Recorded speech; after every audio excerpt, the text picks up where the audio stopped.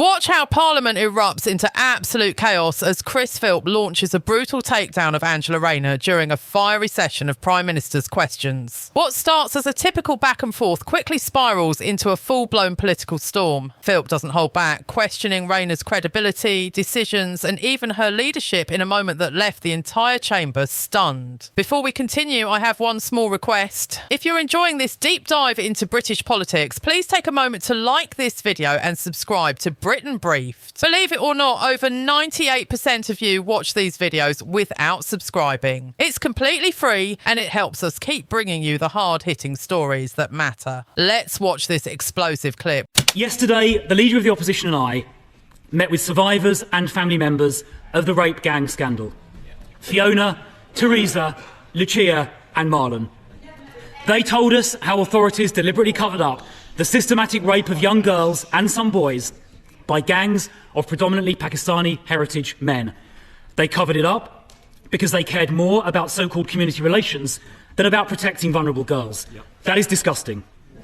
The survivors told us they will only have confidence in an inquiry if it is independently led, has full statutory powers, covers all 50 towns affected, including Bradford, if those who covered this up are prosecuted, if foreign perpetrators are all deported, if survivors are closely involved, and if it is set up before the summer recess. Can the Deputy Prime Minister give the survivors and their families those assurances? Deputy Prime Minister. Well, Mr Speaker, first of all, can I thank him for his tone and putting the survivors and victims at the heart of his question here today. I think it's absolutely right that we all look at what's happened over the last couple of decades, the countless reports that we've had, and we look to implement that. He's absolutely right to also talk about the confidence people must have in that independent inquiry. And the member that my friend, the Shadow Home Secretary, spoke about that earlier this week in regards to Baroness Casey's report. So we will take that forward at speed, Mr Speaker. It will be independent, it will have statutory powers, and we will implement the J report, which was he will have known about as the Shadow Minister in charge, the Minister in charge at the time, and we'll get on with taking the action. I hope members of his party will take his tone in making sure the whole House put the victims first and we all work together to get to the bottom of it. Well, I thank the Deputy Prime Minister for her answer. It is vital that scandals like this are never again covered up because of the racial background of perpetrators. And Baroness Casey's report said people who downplay the ethnic dimension are letting victims down, to use her words.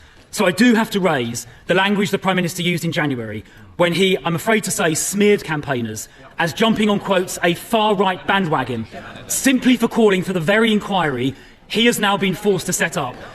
Standing up for rape victims is not far-right. So will the Deputy Prime Minister apologise for what the Prime Minister said? Deputy Prime Minister. Well, I say, Mr Speaker, that the Prime Minister did not just raise issues but acted on them. He brought the first prosecutions against grooming gangs, called for action to address ethnicity issues in 2012. And the honourable member will know that the data that the previous government collected was inaccurate and not complete. And Casey recognised this, and it's one of the recommendations that we will be taking forward. The Prime Minister made those comments specifically about Tory ministers who sat for years in the government and did absolutely nothing about this scandal. Smearing campaigners, standing up for rape victims as far right is completely unacceptable, and the Prime Minister should never have said that. And I commend his predecessor, the member for Richmond, for the grooming gangs task force he set up, which led to 550 arrests in its first year. Now, Baroness Casey's report also said that a significant number of rape gang perpetrators were non-UK nationals or were asylum seekers, many of whom entered the country illegally. And we know, of course, that most illegal immigrants crossing the Channel are young men, contrary to what the Chief Secretary said last week. So does the Deputy Prime Minister now accept that the small boats crisis is a crisis of public safety as well as a border crisis? Deputy Prime Minister. Well, Mr Speaker, this is a very serious issue and more needs to be done. And let me update the House. Working with our allies, we've carried out a series of major arrests to tackle smuggling gangs behind this vile trade.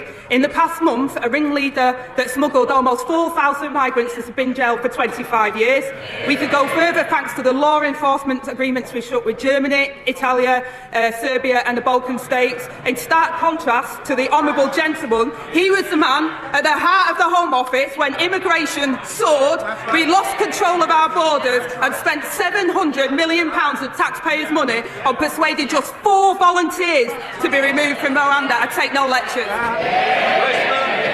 If she wants to find out who's lost control of our borders, I suggest she looks to her immediate right. Because ever since the Home Secretary scrapped the Rwanda deterrent before it even started, illegal immigration across the Channel has gone up by over 30%. And so far this year, 2025 has been the worst year in history for illegal immigrants crossing the Channel. That is on her watch. That is down to her government. The Prime Minister is now planning crisis talks with President Macron, finally admitting, in his own words, that the situation is deteriorating. The government's laughable plan to smash the gangs lies in tatters. So will she now at last accept we need a removals deterrent so every single illegal immigrant arriving on these shores is immediately removed? Will she commit to that, yes or no? Prime Minister. Well, Mr. Speaker, if they want to argue that 40,000 arrivals since July 24 are down to the scrapping of the Rwanda scheme, they need to explain why there were more than 43,000 arrivals in the same period starting in July 22 when the Rwanda agreement was in place. It's absolute rubbish, Mr. Speaker. They lost control of our borders. We're getting control of our borders. He needs to apologise. Chris Philp. I don't see how she has the brass neck to claim she's got it under control. When the numbers crossing the Channel this year are the highest in history. She asked about the Rwanda deterrent. I'll repeat, she obviously wasn't listening to what I said earlier. The Rwanda scheme never started. And indeed illegal immigrants in Calais said they were... Order! Order! Just do it. I want to hear the question. And I'm sure our constituents want to hear the question and the answer. Thank you, Mr. Speaker. The Rwanda scheme never started. Illegal immigrants in Calais were saying before the election how much they wanted the Prime Minister to get elected because he would help them get here. When Australia started a similar scheme about 10 years ago, it worked within a few months. Now, Mr. Speaker, as a consequence of the government losing control, they are now accommodating growing numbers of illegal immigrants, many of whom cross the Channel, in asylum, hotels and flats. The Home Office's suppliers are now actively offering above-market deals to landlords to get hold of their properties to be used for illegal immigrants.